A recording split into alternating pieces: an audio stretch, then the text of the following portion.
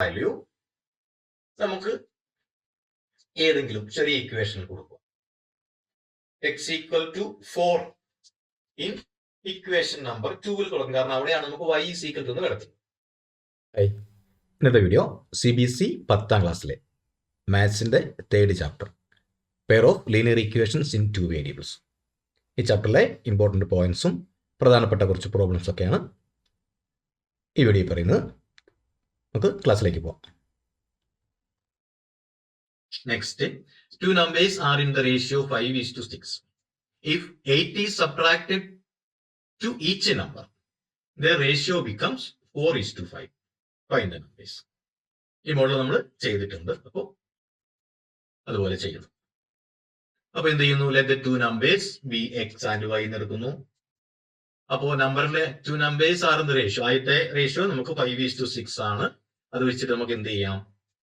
x by y എന്ന് എഴുതിയാൽ 5/6 എഴുതാം. x by y is equal to 5/6 എന്ന് എഴുതി ഇനി അതിനെ ക്രോസ് മൾട്ടിപ്ലൈ ചെയ്തിട്ട് ഇക്വേഷൻ ആക്കാം.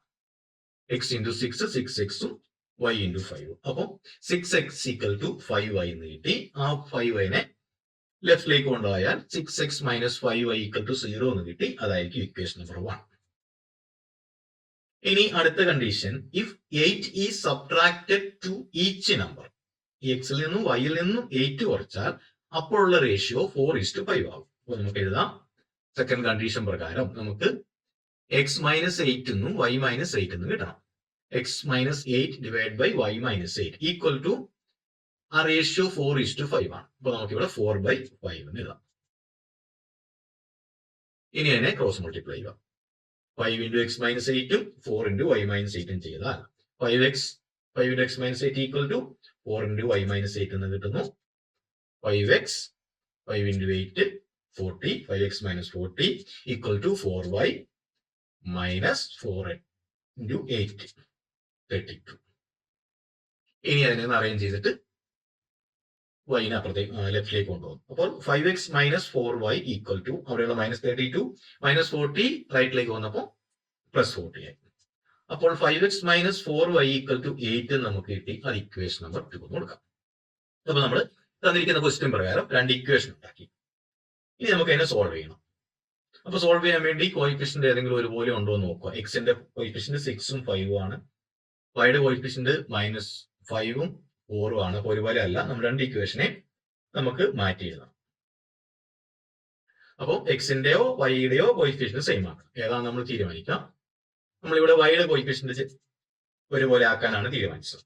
അപ്പൊ എന്ത് ചെയ്യണം? ഇവിടുത്തെ ഫസ്റ്റ് ഇക്വേഷന്റെ വൈയുടെ കോയിഫിഷ്യന്റ് സെക്കൻഡ് ഇക്വേഷനിലെ വൈയുടെ കോയിഫിഷ്യന്റ് ഫസ്റ്റ് ഇക്വേഷനെ മൾട്ടിപ്ലൈ ചെയ്യാം. Multiply equation number 1/4. 1 നമ്മൾ 4 കൊണ്ട് മൾട്ടിപ്ലൈ ചെയ്യുന്നു. അപ്പൊ നമുക്ക് എന്ത് കിട്ടും? 6x minus 5y equal to 0 എന്നുള്ളത് 24x minus 20y equal to 0. അതിന് നമുക്ക് ഇക്വേഷൻ നമ്പർ 3 നോക്കാം. ഇനി അതേപോലെ തന്നെ സെക്കൻഡ് ഇക്വേഷനെ 5 കൊണ്ട് മൾട്ടിപ്ലൈ ചെയ്യുന്നു. അപ്പൊ നമുക്ക് 25x minus 20y equal to 40 എന്ന് കിട്ടുന്നു. അതിന് ഇക്വേഷൻ നമ്പർ 4 എന്ന് കൊടുക്കാം. ഇനി നമുക്ക് ഇവിടെ ആഡ് ചെയ്യണോ മൾട്ടിപ്ലൈ ചെയ്യണോ നോക്കുക. ഇവിടെ കോയിഫിഷ്യന്റ് വൈയുടെ ഒരുപോലെയാണ്, അതിന്റെ സൈനും ഒരുപോലെയാണ്. അപ്പൊ എന്താ ചെയ്യാൻ പറ്റുള്ളൂ? മൈനസ് ചെയ്യണം. ഒരേപോലെ ഡിഫറൻറ്റ് സൈൻ ആണെങ്കിലാണ് നമുക്ക് പ്ലസ് ചെയ്യുമ്പോൾ 0 ആയിപ്പോ. ഒരേപോലെ ആയതുകൊണ്ട് നമുക്ക് മൈനസ് ചെയ്യണം. അപ്പോൾ തേർഡ് ഇക്വേഷനിൽ നിന്ന് ഫോർത്ത് ഇക്വേഷനും തേർഡ് ഇക്വേഷനോ ഏത് വേണമെങ്കിലും നമുക്ക് ചെയ്യാം. പക്ഷെ ഇവിടെ ഫോർത്ത് ഇക്വേഷൻ ആണ് വലുത്, 25 ആണ് നമുക്ക് വലുത്. അപ്പൊ നമുക്ക് എന്ത് ചെയ്യാം?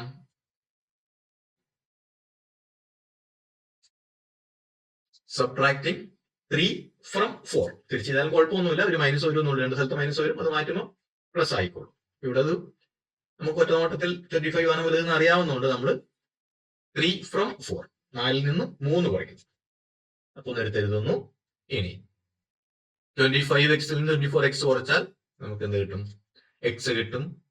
20y-യും 20y കുറച്ചാൽ 0 ആയി പോകും. 40 minus 0 40. അപ്പൊ x equal to 40 എന്ന് നമുക്ക് കിട്ടി.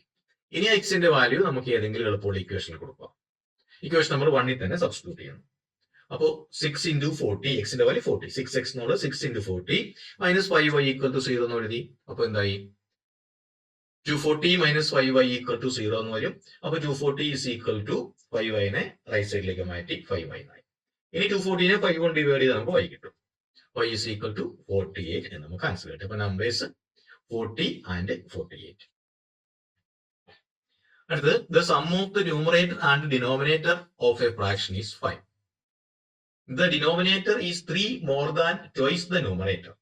Determine the fraction. ഫ്രാക്ഷൻ കണ്ടുപിടിക്കണം. ഫ്രാക്ഷൻ ആണെന്ന് പറഞ്ഞിട്ടുണ്ട്. അപ്പോൾ പിന്നെ എന്ത് ചെയ്യാം? ന്യൂമറേറ്ററും ഡിനോമിനേറ്ററും നമുക്ക് എക്സ് എന്നും വൈ എന്ന് കൊടുക്കാം. Let the numerator of the fraction B X and the denominator B Y എന്നെടുത്തു. സാധാരണ ചെയ്ത പോലെ തന്നെ. അപ്പോ ഇനി ഇത് വരുന്ന മാറ്റങ്ങൾ, ന്യൂമറേറ്റർ എക്സ് ആണ്, ഡിനോമിനേറ്റർ വൈ ആണ്. അപ്പൊ ഫ്രാക്ഷൻ എന്തായിരിക്കും? എക്സ് ബൈ വൈ ആയിരിക്കും. ഇത് നമ്മൾ മുമ്പ് ചെയ്തിട്ടുള്ളതാണ്. അപ്പൊ ഈ മോഡൽ. അപ്പൊ ഫസ്റ്റ് കണ്ടീഷൻ പ്രകാരം the sum of the numerator and denominator of a fraction is 15. Sum of the numerator and denominator of a fraction is 15 ആണ്. അപ്പോ ന്യൂമറേറ്ററും ഡിനോമിനേറ്ററും എക്സും വൈയും കൂടെ കൂട്ടിയാൽ നമുക്ക് 15 കിട്ടും. അപ്പൊ എന്ത് ചെയ്യാം? X plus y equal to 15 എന്ന് കിട്ടി. അത് ഇക്വേഷൻ നമ്പർ 1 എന്ന് പറഞ്ഞു. ഇനി the denominator is 3 more than twice the numerator. അപ്പൊ അടുത്ത ഇക്വേഷൻ കിട്ടും. The denominator, അതായത് y equal to 3 more than twice the numerator.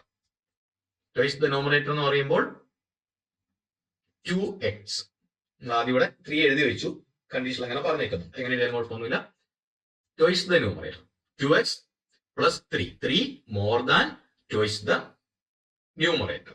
y is equal to 2x plus 3 എന്നും ഇക്വേഷൻ കിട്ടി. അതിന് ഇക്വേഷൻ നമ്പർ 2 എന്ന് കൊടുത്തു. y is equal to എന്ന് നമുക്ക് കിട്ടിയിട്ടുണ്ട്. വേണമെങ്കിൽ നമുക്ക് അതൊരു സബ്സ്റ്റിറ്റ്യൂട്ട് ചെയ്താൽ പെട്ടെന്ന് ആൻസർ കിട്ടും.